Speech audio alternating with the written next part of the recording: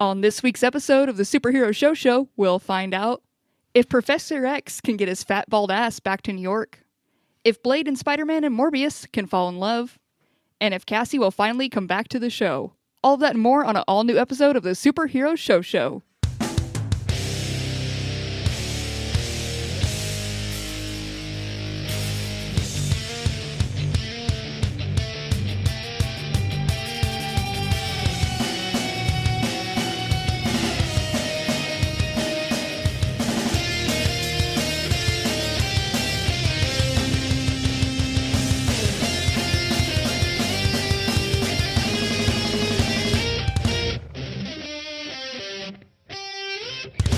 What's up, nerds? Welcome to the Superhero Show, the only show that covers every single live-action television show based on a comic book, as well as some of the animated ones.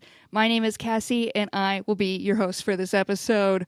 With me, of course, is Ryan. Cassie, I don't want to do that anymore. You don't want to do what anymore? Let's not cover every show. Oh, you're just, tapping out? No, I mean, I'm going to be on the show. But, if a show comes out that we don't want to watch, what if we just didn't watch it? I mean, can we accept this freedom into our life? Have we served enough time? Is the blood contract free? As long as it's just the two of us tonight, then yeah, I think we can. Okay, but as soon as Mike comes on is when we don't have to. Fuck! You said no Mike tonight. Guys, hold on. Oh, no. I have the contract. Oh no. The blood contract. I'm reading it. See, For the whole last year, we've been able to watch only what we want to watch. We are no longer bloodily obligated to watch literally every show based on a comic book. Woo! What are we bloodily obligated to do? Yeah, if you could tell us on that. Record a bloody good show. Mate. Bloody good. And I want to make it clear. Thanks for having me, Cassie. I want to make it clear that this is not. People like Reddit's gonna blow up over this, right? We're changing. Yeah. We're not gonna. This is not at the feet of the Dead Boy Detectives. It just they happen to be the last show we watched that we don't want to ever watch again. But there's been so many worse shows we've covered. Oh yeah. But yeah, have there been more mediocre shows? I disagree with Mike. I think that it is at the feet of Dead Boy Detectives. It's kind of hard to argue with the facts of you've done it for years and years until there is we need to settle this. Are we the ones who make the bracket to determine which show put us over the edge and which was the worst of the worst that we had to cover all these years? Yes. Or do we leave it to the Reddit? Reddit is insane and it's probably going to end after what we just announced. So we broke the internet is what Wreck-It Ralph would say. But I do think that if we're going to decide anything, it obviously needs a bracket. Yeah, it definitely needs a bracket. And I'm going to prepare to break the internet. I'm balancing champagne glasses on my ass from now on. Hey, listeners, you know that I don't like saying things like what I'm about to say, anything complimentary to Mike. But motherfucker has an ass. He is the Kim Kardashian of boys. He literally, I think, could do what he's saying. We've been waiting all these years. We were like, you know what? We cover all these shows. That's the focus of this. But now the focus of this show is just that Mike has a major donk, and it's insane. One time, Mike was laying on the floor, face down. No, face up. Sorry. And I was like, why is Mike's penis look like that? Why is that such a fucking... Why does his penis look like such a giant, awesome ass? It turns out he was laying face down. It was just his giant, awesome ass.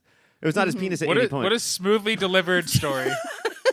Where we definitely knew why the setup was happening. Is that bloodily agreed to? Do I have to tell good stories? It's a bloody good show. No, that's not in there. But it is a bloody good show. Speaking of a bloody good show, we got to get to it. As we said, we're not covering all the shows, but we will be covering Spider-Man the Animated Series because it's our beloved child, and we're deep in the Neogenesis chapters, so we can't not do it. And then also, of course, we're going to go to X-Men 97, so let's go do that right now. And so we begin our final 3-part storyline of X-Men 97. Intolerance is Extinction, Part 1, we get to know more about Bastion's present, past, and future. And it sure is bleak. Knowing that humans are on their way out, Bastion begins to give humans powers. What those humans don't know is they actually become mindless zombie sentinels with powers. It will take everything the X-Men have to stop this strange new threat. Taste buds, I ask you this, was Magneto right? Cassie, let me tell you about a time from before you were born.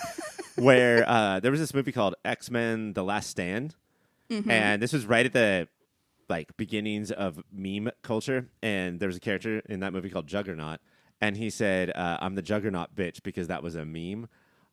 It was so fucking awful and just made an already terrible movie worse.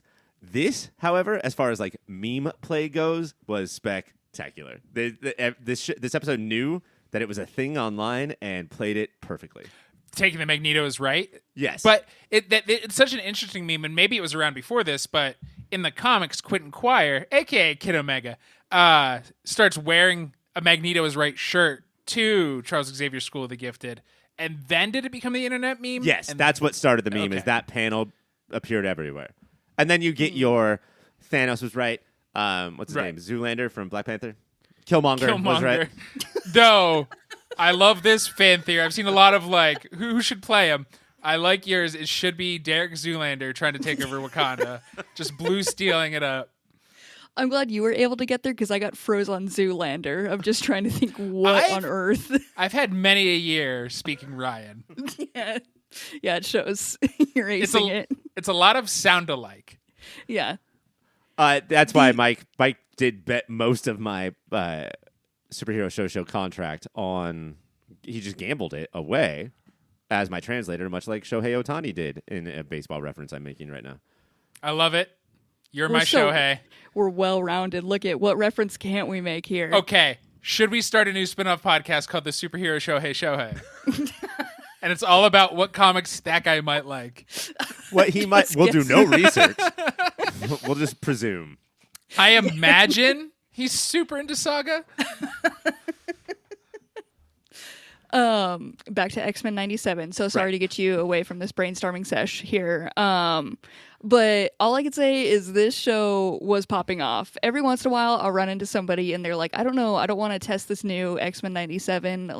I hold my other one too precious. And I'm like, you got to go for it. They go over the top, so dramatic in a way that's fucking beautiful. This was it had a Fast and Furious moment. It had all the melodrama. This episode popped off. Okay, so now that Cassie is fully in love with Cyclops because Cable's like, you have a Porsche, and he has that smirk, and Cyclops he is fucking the best. ruined that moment. We'll get to it, but that shit, it was going so good until Cyclops opened his fucking bitch mouth. Let's show these toasters why you don't screw with the Summers. Yeah, fucking. Look, dad's looking at dad, shattered. even cool dads. Worse. If we're talking about nerdy parent moments, it's when the three of them are flying, and Jean's like, come and use the seatbelt, and she straps Cable in with her telekinetic powers. All right, Mom. The motherfucker is like a baby car 6'9". seat.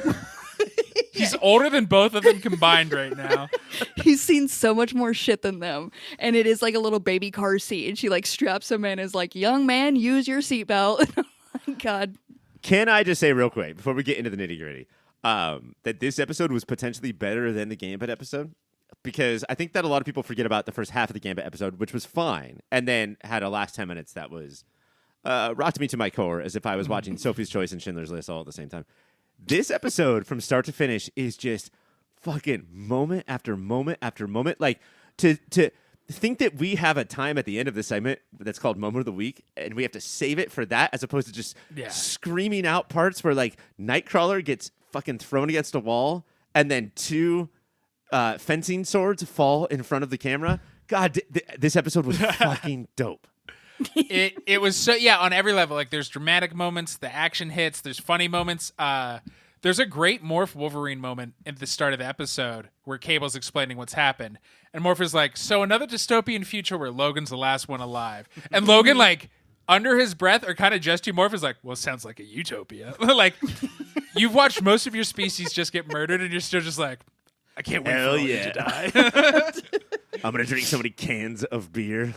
I thought you were going to say cans of beans, and I was like, Cans you would do it beans. too. Both I mixed the two together. Bean beer.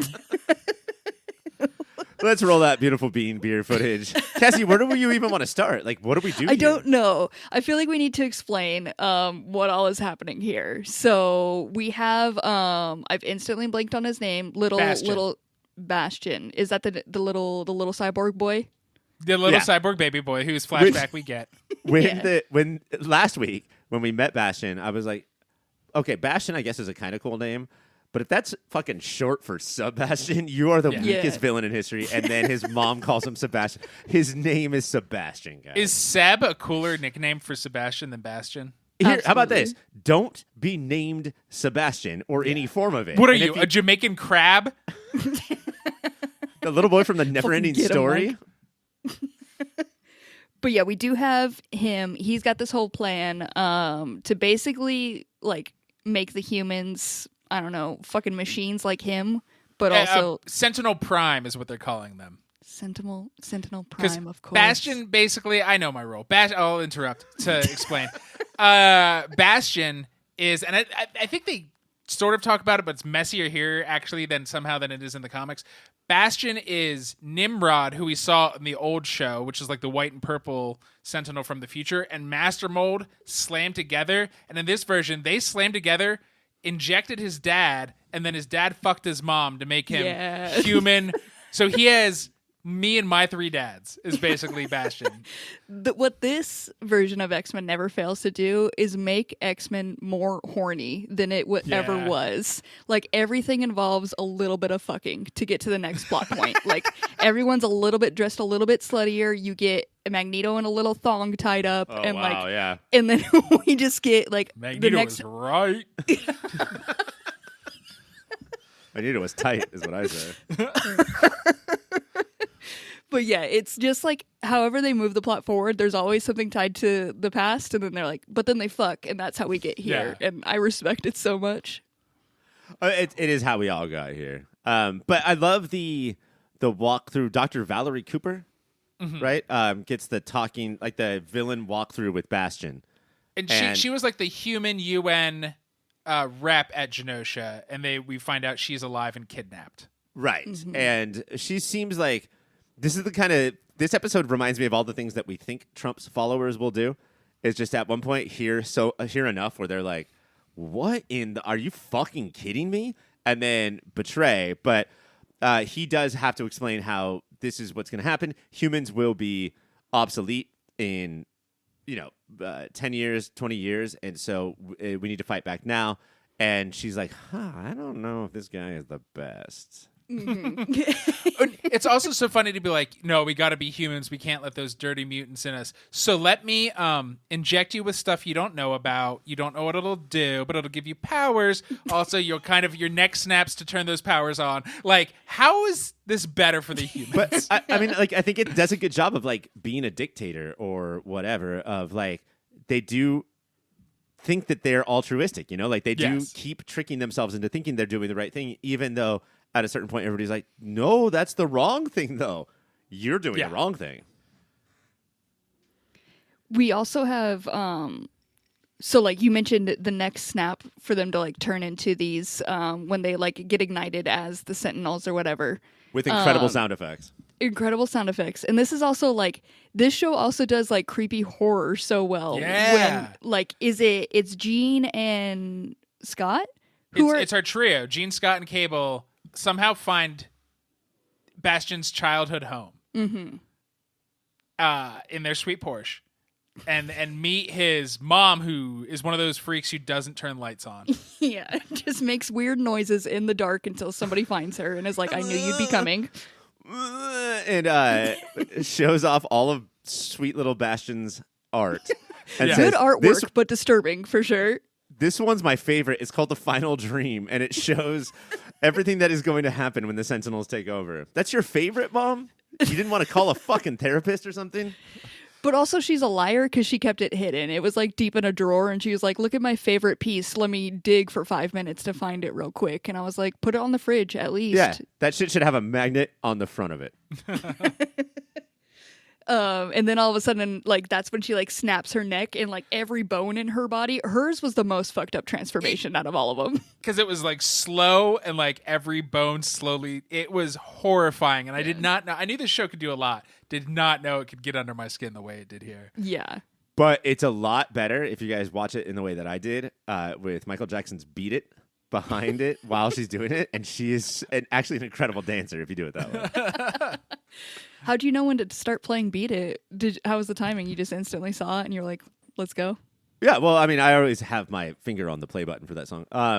Ryan is always beating it. No, I that's also listening. like. I gotta say, as far as Bastion goes, I think that there's a lack of practicality. Like, I don't think he put practicality as his focus as much as horrifying when he designed these things. Like, they Yeah. are specific. Like the giant purple tongue that comes out, and if you're on the ground, you can use your purple Why? tongue to lift yourself up. You are. That's not. You're not doing practical science here. You want to fucking scare people. Admit it, Bastion. You wanted to scare people. You're already giving them the power of flight. Why do they need their purple tongue to rise up into the air? Are they going to take out regular man? Are they getting the next evolution or not? I mean, what do you want as the next evolution? I want a freaky, fucked up tongue. Good point. Thank you. Finally, you've recognized when I made a good point on here. It feels good and it feels right that it was here on this point.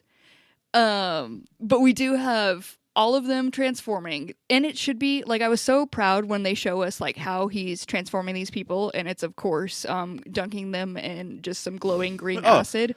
Gotta Yeah, stay true to that. Dudes in tubes. Gotta have dudes in tubes. Including the guy with the. And again, this is 97, right? This is not 2024, but the first guy that we see get done with one of the most magnificent mullets in the Yeah. history of pop culture. Fucking flawless one. And the timing of this was perfect. So like we cut to Beast, who's with his little boo thing, his boo science lady reporter. Who brought him Coco to apologize for callously capturing genocide and being kind of an asshole last episode. Coco makes it all better. That's all you need. And they pull up a little map thing, and he's like, I'm soon to find out how many of like have his DNA, so we know how fucked we are, basically. And then we see Grandma transform in the most fucked up way, and then we see this map just light up as everyone, like basically, like half the Earth Millions? transforms. Yeah. And then they all obviously start to go after all the X-Men, and we Including just watch. Trish the Dish, the reporter. Yes.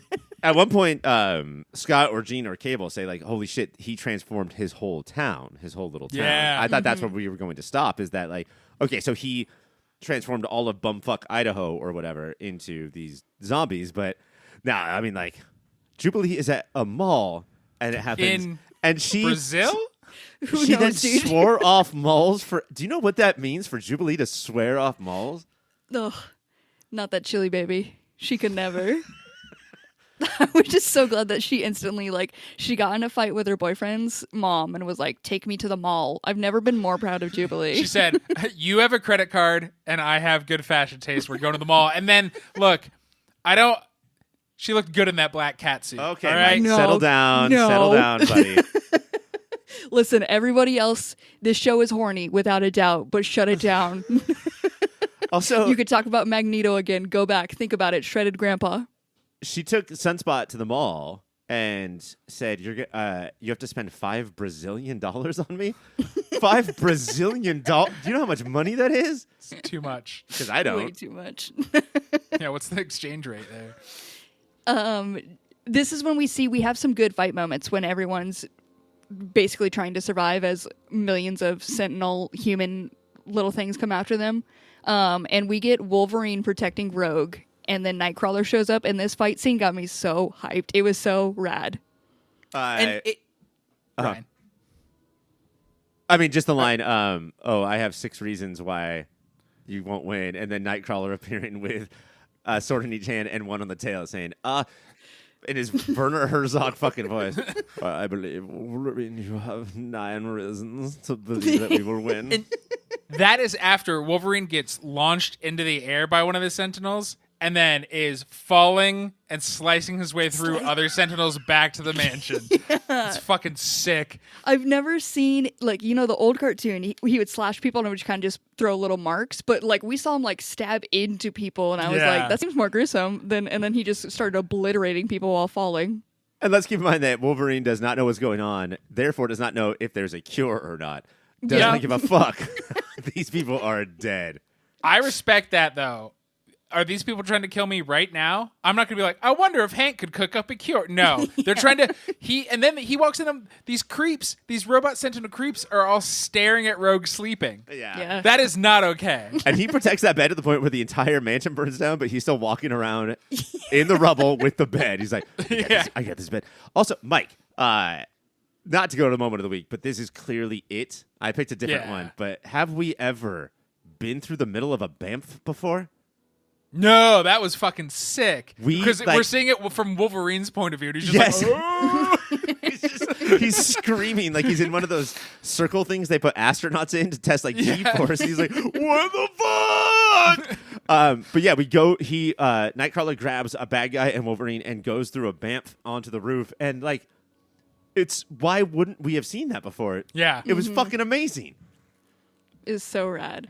All of it, this is where it just started to get hyped. We had a lot of cutting tongues off, watching them regrow, and I was like, I don't know how you kill these things. Everybody is truly fucked. But then we find out that Magneto was freed a little too late because everything, again, fucked. But he then goes off. He doesn't have time to put on clothes. So sad, unfortunately, when he goes off to the Arctic. And he just like, I don't fully know. He does some comic book shit, shuts down like all power grid. It reminds me because like all of this, it's kind of remixing a few different things, right? Like there's different storylines, and one of them, this reminded me of actually Ultimate Universe, the bad one, and some of its like worst parts where that version of Magneto, who is evil and never right, reverses the polarity of the Earth. And this at least visually looked like that. Like he is fucking shit up. But I think he like turned himself into a giant EMP, electromagnetic pulse, and like turned off all power of the entire world. Yeah. They pushed him too far. Which is insane. But also at the same time, Omega Red wakes up from this. Oh, we get a lot of cameos of like people who are like, oh shit, I'm here. We didn't see anything of like planes falling out of the sky or all the damage that would actually happen. We just saw a bunch of future storylines for season 2. This is what people thought Y2K was going to do. So it released all the prisoners because the power went out. And it is like we haven't seen any aftermath. We see it all shut down. All the little human sentinel hybrids just fall and die. I believe there's just bodies all over the ground. And the X-Men are kind of just like hanging out at the mansion in rumbles, like trying to pick stuff up then. And then our boy Charles comes back home. And he calls 4 of his friends. Yeah. Well, I know, he but says, like my X-Men come to me, and we see him reach out to 4 specifically, his chosen 4 babies. But who gives a shit about the other 3? That 4th one was Storm. So we're good. Yeah. Storm is coming home. But yeah, it's just incredible television. Absolutely incredible television for Wolverine to say like, well, goddamn, I wish fucking Professor X was fucking here. And then for that rocket to hit where Wolverine is standing. His weird bug helmet. What I was thinking is that he would take the bug helmet off and then it was Professor X. And then he'd take that helmet off and it was Omega Red. He's like, just kidding, bitches. And then he'd kill Wolverine. But such a hype episode. Amazing. I can't wait for the rest. Let's go to moments of the week. Ryan, do you have another one besides us seeing a BAMF happen? I do. I have a couple. Sunspot runs in after all the shit happens and literally says, Mom, these killer robots are trying to kill me. Which, that's the worst line of dialogue so far this season. I do love how when they're driving the Porsche, after Cyclops says, let's show these toasters what summers are all about, he looks at Jean to take the wheel so he and Cable can shoot. And Jean does not scoot over 3 inches, but instead drives it with her telekinetic mind. Great job, Jean. Yeah, she does. Boss. Baller. But the moment of the week is when there's a montage and everybody starts turning into sentinels. But not everybody. Because there's a family of 5 on the couch, 3 kids and 2 parents, and the 2 parents turn into sentinels, and the look on the kids' faces of, I'm sorry, what's happening right now? Fucking adorable. Adorable is how I would say that as well. Mike, what do you got for moment of the week?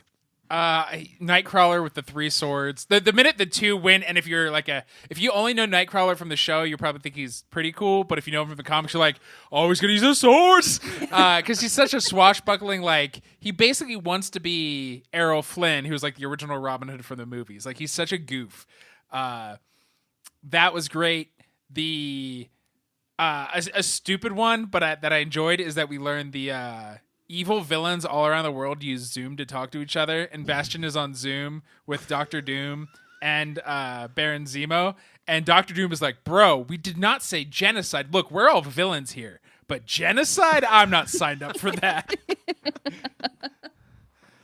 Oh, we in this with like a big old thing. Like somebody is doing like a whole monologue thing of like, Magneto was the only one who knew all along that like people can witness this huge genocide and ultimately the very next day not care. So and that's when it's like leading into like, yeah, Magneto shut it down. Shit's fucked.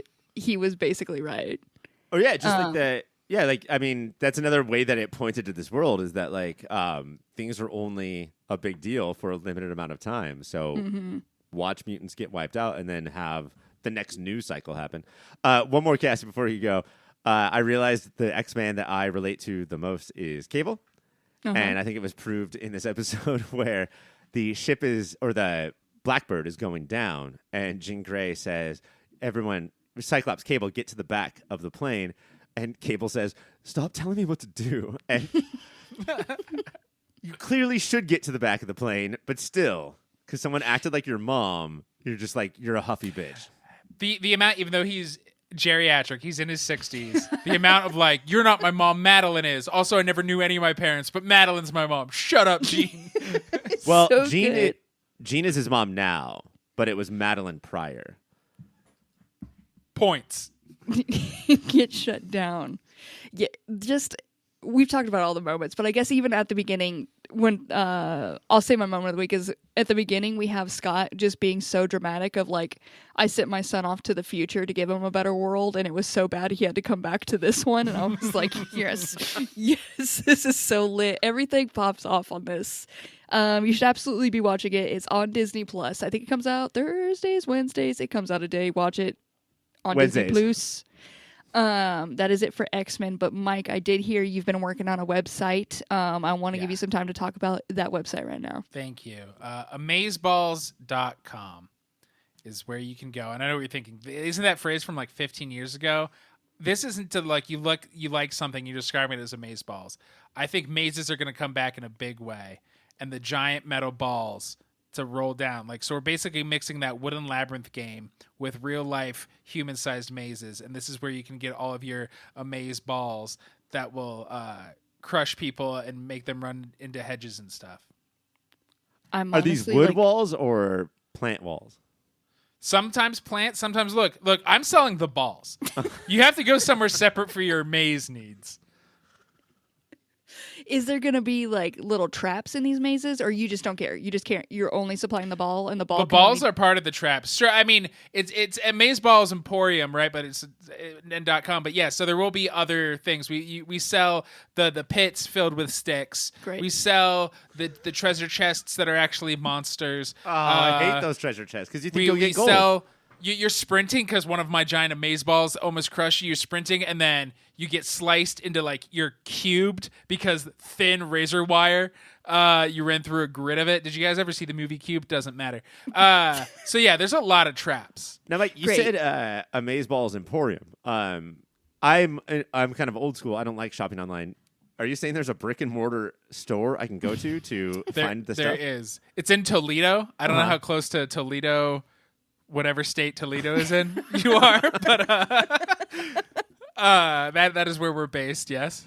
Okay, so I can go there, and then am I safe to go into the store and shop like with a grocery cart, or is this store also a fucking maze where I'm going to run into traps? No, of course it is a store. We don't want to kill our customers. It's kind of like a store end activity. You can go into the back, and we have several mazes set up, but it says in front of the door like, kid friendly, kid deadly, adult friendly, adult deadly. Now, I do have to ask that in the last year, labyrinthindustries.com opened up a brick and mortar store right down the street from yours. Is that causing a problem? Or? It hurts when big corporations come in to steal from mom and pop like Amazeballs Emporium.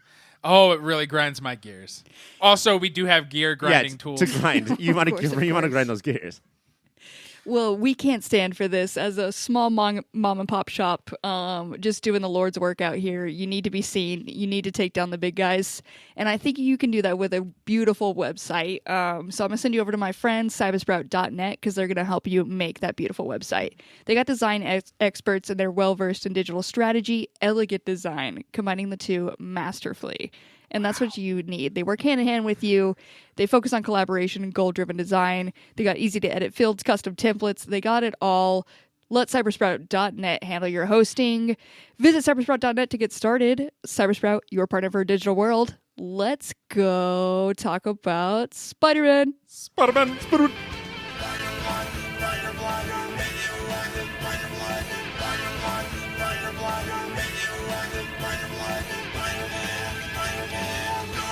Welcome to S Tasmania Bitch, a mini show within a show where we take an in-depth, episode-by-episode look at the seminal and underrated afternoon cartoon of the mid-90s, Spider-Man the Animated Series.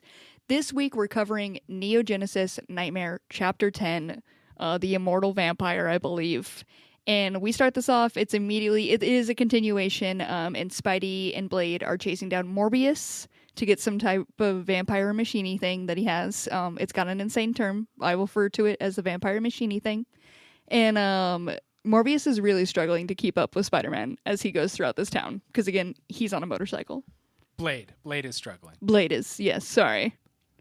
And somebody says, like, oh, can he, like, we're trying to be quiet. Can we shut that thing off, that motorcycle? And I would just like to say, even if you're not trying to, like, hide or search for vampires, shut the motorcycle off, guys. Yeah. Make it less quiet or make it more quiet. We don't want to Turn hear the your muffler fucking up. bike. Yeah.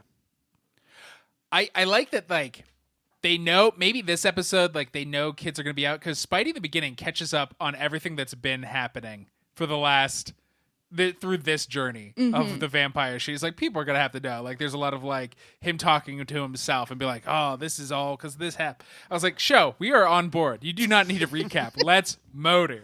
We are down with Neogenic Nightmare. Like, we know all of the ins and outs.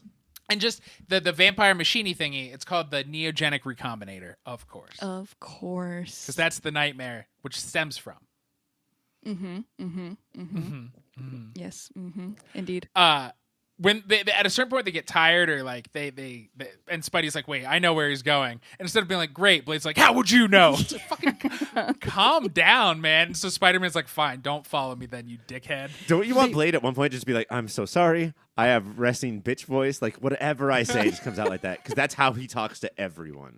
Yes. I've come to the conclusion Blade was their, like, them trying to solve that everybody hates this fucking Spider-Man. And they're like, wait, somebody can be worse. And it's Blade. Watch this won't guy. make Spidey better. Make this man truly unbearable. But yeah, they show up to the place. They start getting in a fight with Morbius, and Blade obviously goes for the kill. And Spider-Man's like, whoa, we can't kill. And this becomes a trend for the show throughout this whole episode. Yes. Is that why Spider-Man said we can't kill? Or because Blade pulls out a crossbow? And then I thought Spider-Man was being like, no, crossbows are the worst fucking weapon. They really are, guys. Like, they don't do anything. They're hard to load. They're very hard to aim. Please, just use a bow and arrow. That's what Spidey was saying. Yes. Just use a bow and arrow. The LT, who was an ally of Spidey, but now is like hunting him, she barges into their fight, and Morbius just chucks her. Yeah, dude. So they have to save her. And then she has her gun. Spidey and Morbius just take off, and so she's pointing her gun at Blade, and he just whacks the gun straight out of her hand, and he's just like, no, we're not doing this. It's truly insane thing. She sees him, tries to arrest him. He's like, fuck off. And there's instantly this weird tension between the two of them. And you're just like, what would have drew you to this man? This fucking guy who's just screaming and angry the whole time. He's handsome. I don't know. He's handsome. He has a motorcycle, Cassie. He does have a motorcycle. He's got a leather jacket with spikes. I mean, who could resist? I get it. Blade says, I think, one of the greatest lines of this episode, and we need this like term. We need this award for only in comic book shows, where like somebody says something that you would only hear on one of these shows, and we just take it like for granted, like, oh, that's a normal thing to say, but it would only be said here.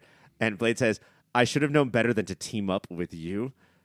Team up? They're on a team up. Is that your? That's true. They're on a team up, but like to put it that way, Do you know that you're in a comic book right now, Blade? Is that what you're saying? And later, he says, "I'm tired of this teamwork garbage." It's like everybody's nightmare stepchild, Blade. While this is going on, while he's basically escaping being arrested, Spider-Man went after Morbius. He does lose him pretty quickly, though, because he runs out of webbing. Like, fucking load up on this. I don't know what's happening to this guy, man. He's terrible as Spider-Man. Don't tell me that fired. you want it to be organically made. Do you want it to come from his body? Like some sort of Tobey Maguire fan? Yeah, absolutely. You're going to run out obviously. of it at some point. That's what you want? So. Yeah. Ugh. Ugh. We wouldn't run into these issues. But then he goes and gets webbing. At some point he takes that Officer Lee or something like that, and like just webs her up to the top of a building to have a conversation with her. And he's like, you know what, let's go to your office, actually. Like, I don't know why he took her like that, but he did, because it's Spider-Man, I guess. And he's like, I have some things to tell you. There's vampires, and this is what's up. And then he brings her to Blade and Whistler's like hideout, right? Yeah. And they're like, "What the fuck?" And he's like, "Nah, she's cool." No. This one's okay. They tell her about the little machine thing and everything. And at this point, I think Morbius goes to find like some extra blood or something that he knows Peter has. So he goes to the Daily Bugle. It's so how he became vampire was he stole, when they were just measly college students, he stole part of Parker's blood. Mm-hmm. Or like spilled into his experiment and helped turn him in. So it was Spider-Man's like mutagenic blood that helped this happen. And Morbius is starting to put it together. So now he's just like, well, I need Peter Parker's blood. Mm-hmm. And so he's hunting in his locker or at the Daily Bugle. Where do you store your blood? Where you store the first place you would go to. But this is convenient because Jameson was complaining about Peter Parker, how he's not doing his job. He's not getting him photos. So he then also, he gets attacked by Morbius, sort of. And Morbius is like, I need Peter Parker. And he's like, I haven't seen him. So Morbius then calls Peter into his office and is like, hey, 2 issues equally important. This dude attacked me and asked for you. And also, I have no photos of Spider-Man. So what the fuck are we doing here? I want to fire you. And he's like, whoa, be cool. I'm about to get you a picture of a vampire. And he's like, photo of the century, he promises. The photo of the century, aka a photo of a vampire, which he already seen. He just saw it, but the photo of this will be amazing. Our cameras not like mirrors? Can you take pictures of vampires? Well, he's also the living vampire, so probably. You forgot about one key thing, Ryan. You fucking moron. Fucking Here's idiot. what you forgot about. And he's like, Jameson is like, yeah, you got 24 hours. And Peter immediately counters this offer, and he's like, you got it 24 hours, but I need this shitty news van. It's so important to me. I need it. And we later find out that's because he needs it to set up a trap, because the big old machine. Well, and where did he learn that? It's a different machine. What? Where did he learn that he needs a van? Where? It's Frank Castle.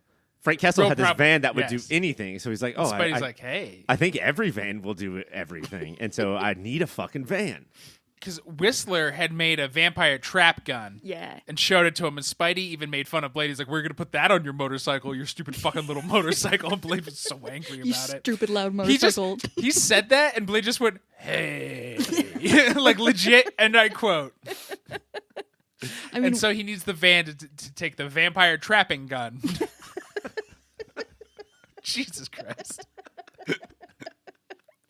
It's flawless. It's a flawless show.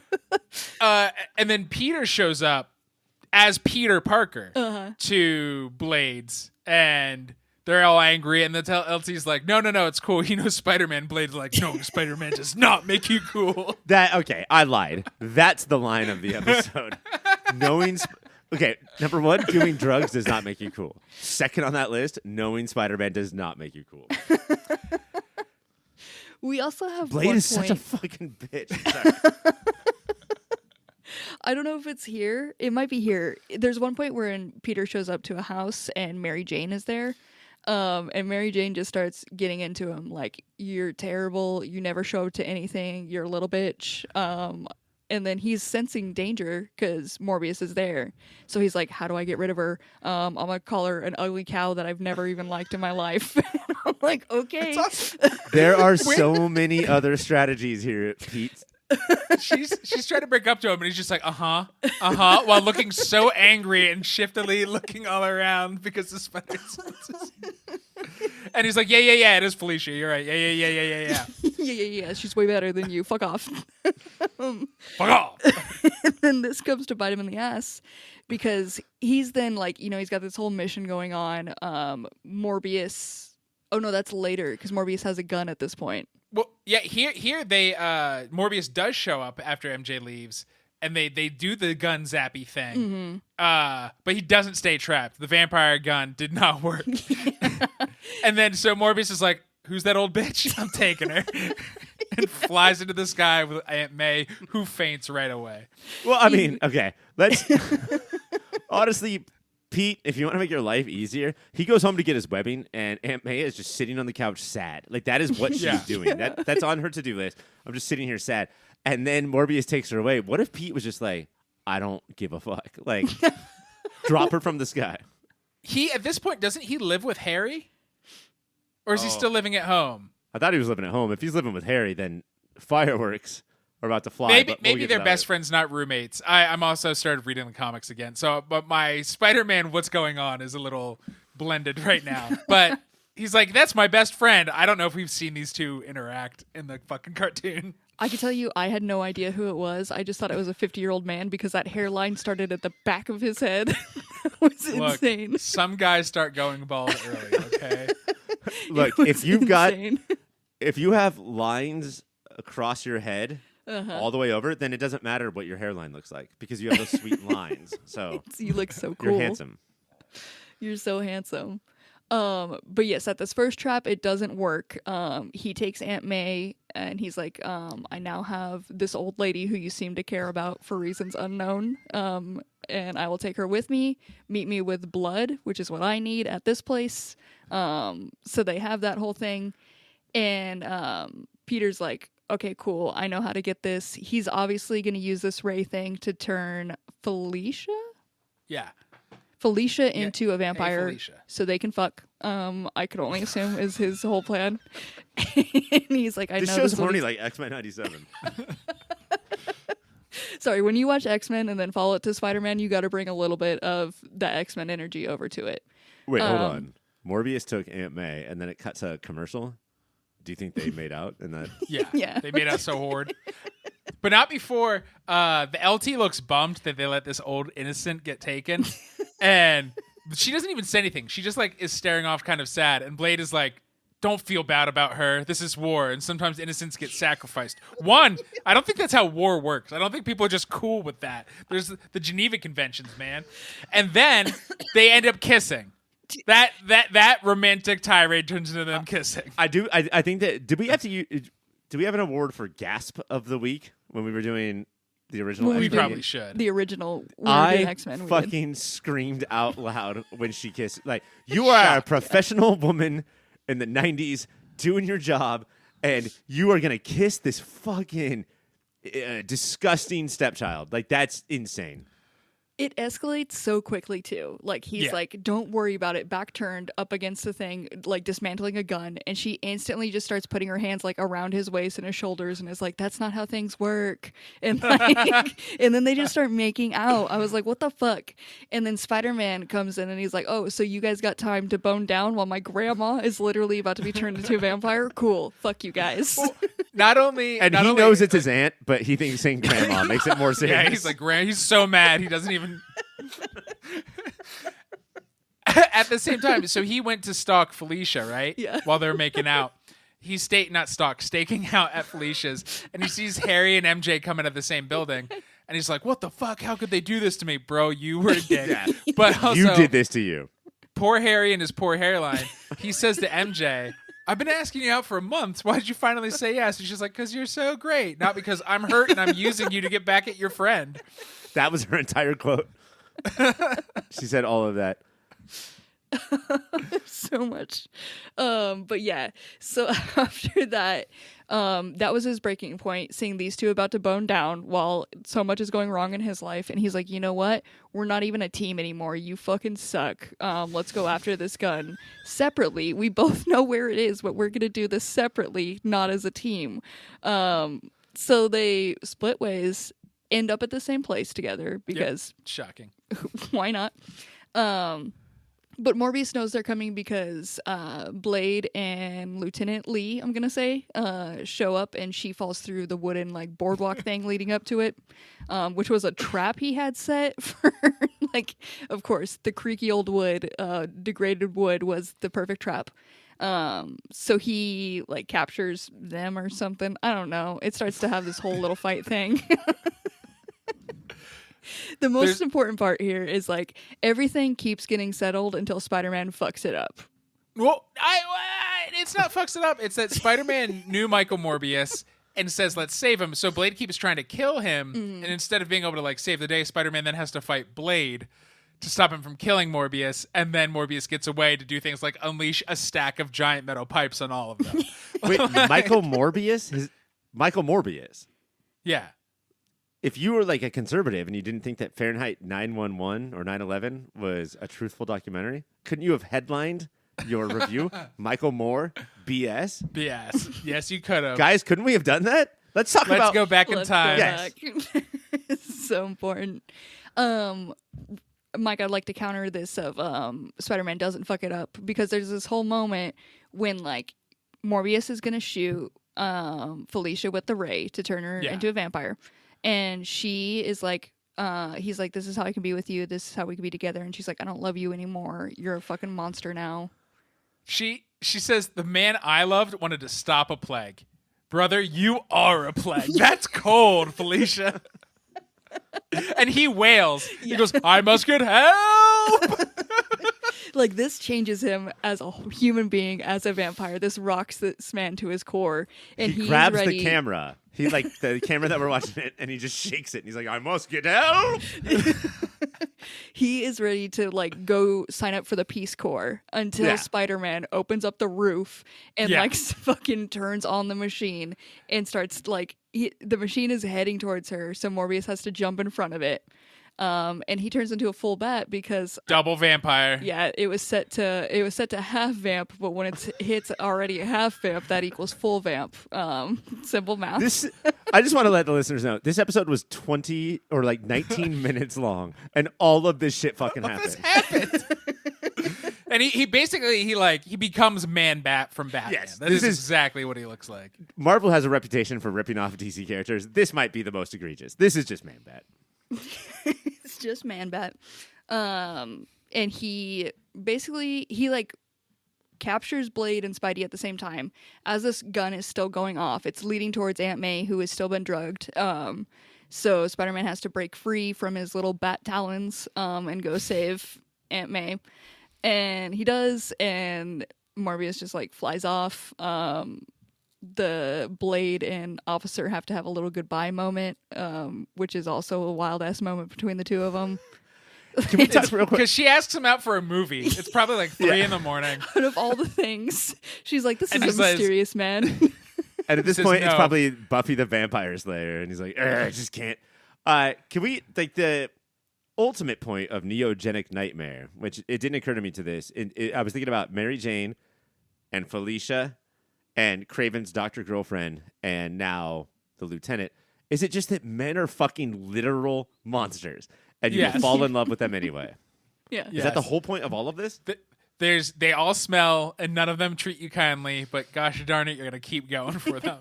You just can't resist it. Because Blade, even as he turns down the movie date, he says, forget everything about me, except this, and then goes to kiss her again. Fuck you, Blade. Fuck you, dude. And he then rides off on his fucking motorcycle, and she's like, leave it up to me, the one man I could Of course, I would fall in love with a vampire. Like straight, like this is a line from Meg Ryan in the late '80s. Of course, I would fall in love with a vampire. Yeah, you met him that night and kissed him twice, and you're saying fall in love? LT, get some rest. She was ready to move in with this man, not knowing credit score, nothing. Like she was fully committed to this man. I just think when like going out with a vampire, like in this story, I think as far as like vampire love goes, the stakes were too high. They were above his head, and you want to put the stakes right at the heart. Yeah. I feel you felt too proud of yourself saying that line. What? I was embarrassed as soon as I opened my mouth. There was no pride there. Sometimes you got it. Think a thought, say a thought. Mike, that's never going to happen, buddy. This is basically the end of the episode. Morbius, we see him just like fly off to a cave by the beach to take a little nappy nap where he dreams about Felicia, and that is fucking where the episode ends. But also, He becomes Ariel. Aunt May wakes up and says, I had the most horrible dream. Like, lady, you were awake, walked outside and fainted. She early onset dementia. Like, Yeah, no, but how many signs? how many people who have dementia actually just have nephews that are superheroes?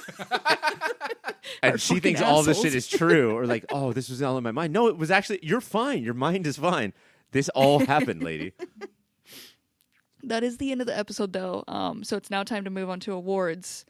I will be just judging you guys because, like the good host, I forgot to write answers to these because I'm so good at my job. So between you two studious boys, let's see who is the ultimate Spider-Man boy. I'm going to start with best web zinger. Ryan, what do you got for it? This is a special web zinger for me because Peter at one point shouts to Morbius, why don't you go back to that cave you flew out of? And that feels as racist as to me as he was to the mutants very recently. Like this guy, he just hates other comic book or like supernatural people. Like I do think he's a bit of a racist. He does have that vibe for sure. Yeah. Mike? and because he's like that, that leads up to mine, which we've already said, is the LT saying he knows Spider-Man, he's cool, and Blade saying knowing Spider-Man does not make you cool is my web zinger. You know what? I'm going to give it to Mike because it's just, how could you not? It's such a good line. Which we wholeheartedly disagree with, right? Knowing Spider-Man makes you pretty cool. Yes, that is cool. Unless it is this That one. is cool. This one do suck. Yeah, this one's the worst. I will give Mike 2 points for that one. Let's move to Kung Fu Grip or Best Move or Power. Mike, what do you got for it? The now Man-Bat Morbius grabs Spidey with his legs in the way that Spider-Man cannot get out and flies in the sky. It is a pretty boss wrestling move in the air. He quickly adapts to having these fucked up talon feet thing, and he's like, I know what to do with these. I know just what to do. Instantly. Ryan, what do you got? Do you guys, before I get there, do you guys think that we're watching the best interpretation in the history of cinema or TV of the X-Men while we're watching the worst of Spider-Man at the exact same time? Yeah. Yes. That's crazy. My action move is, we talked about it earlier, but Morbius listens to Felicia and he's like, oh, perhaps you're right. I will and then gets interrupted from a jump kick from Spider-Man. He's like, fuck all this. So the mover power is to jump kick during dramatic Just to moments. ruin everything. You know what? I'm going to give it to ruin everything because I relate to that power. That sounds good. I'll give you 3 points for that one. Most 90s thing. Ryan, what do you got for it? Most 90s thing is that there was somebody made a reference. Why was that refugee from an Anne Rice novel looking at you? Because you know what the 90s were like. We were just saying... We were referencing Anne Rice novels at a constant rate. Look, Interview with the Vampire came out a couple years before this. It was still all the rage. It's J. Jonah Jameson says it to Peter about Morbius, and that is mine as well. That is so fucking 90s. Well, it can be undisputed that if you both have it, I'll give you guys both 2 points for this one then. Congrats. It was basically like guys. saying if J. Jonah Jameson was like, what are you, Angelina Jolie from the movie Hackers? Like, it was so period perfect. Let's go to New York as a character. Mike, what do you got for it? This one's a little different than my normal New York as a character, but to me, do you know what screams New York? Is a put-together, professional, competent woman. is falling for this stinky, angry, leather-clad douchebag and cannot see how much worse than her he is. That is New York as fuck. I'm so sorry, Mike. You lived in New York. Which one of those two characters that you just described were you when you lived in New York? I had my moments of both, Ryan. You gotta test both while you're there. See which one fits better. Ryan, what do you got? This is everything I know about New York in this one shot where there's a traffic jam because superheroing or whatever. And not only are they pissed and leaning on their horns, but the drivers get out of their car and looked enraged. Like, that's the constant state of driving in New York. That does seem very New York. It seems accurate to what I've seen on the movies. But again, Mike's lived there, and I feel like he knows better. I'm going to say it's falling for Stinky Boy. So cool. In a ward where Mike always gets the point. That's awesome. I can't deny it. He has Oh, the shit. proof. Did I tell you guys I lived in New York for like 30 years? Oh, shit. Oh, what? Oh, Yeah. shit. Isn't that crazy? That is crazy. The 2 points are still going to go to Mike on this one, though. So sorry, Ryan. But I respect your 30 years that you've done over there, and I'll take note of it for the future. Let's see if you can make up those points with this last bonus one. Cassie compliment. Ryan, what do you got? There's a part in this show where I believe that it's Felicia is very scared about the person that Michael Morbius has become. And she's just saying, like, you created this disease. And every time that we say to Cassie, we're scared of the disease that you created, Cassie will say, yes, but we will be immortal. And that is true about this podcast. We will live on forever because of what Cassie has created. It'll never die. That's right. Mike, your turn to compliment me. Based on the show. Or in general. This is a loosey-goosey one, if you would like. But yeah, on the show. I do like a few weeks ago you said I'm tired of this teamwork garbage and you left. Uh-huh. And I'm very glad to see that you came back after screaming I must get help. And so it's good to have you back. Does that count? I still don't understand this award. It's up to how you feel, and I feel like you guys both interpreted this perfectly this week. I'm going to give you both 3 points for it. Let me do some math real quick, which is my strong point. If I could compliment Should we talk myself. while you do math? Or Nope. what's... I see it right here and now, and I've somehow made it where you guys have tied. And that's just how the math be, you guys. You both Trivia got question. Cassie, trivia question. Math is tiebreaker. mathing. Cassie trivia question. Does that mean I have to come up with a question about myself? Yes, right now. Yes. What is my name? Ryan. Cassie. Yeah, 2 points to Ryan because he knew my name. Ryan is the winner. He's the Spider-Man boy this week. Congrats to Ryan. Ryan, I've been thinking this was Caitlin the whole time. We all know each other so well. That's friendship, and that is this show. Please subscribe or follow wherever you get your podcasts. You can catch every episode on YouTube at Your Pop Filter. Websites. Ryan, that's your name. Tell the people about it. Hey, gross Ryan, you do this one. I love a portmanteau. Like Gross and Ryan. Ryan. Websites, of course, popfilter.co. That's our headquarters. Popfilter.co/Amazon. Make that your bookmark for your future Amazon shopping. Thank you. Thank you so much. Mike, we didn't cover every show that came out because we are freed from this blood contract. Do you know another show that is talking about the shows that we missed?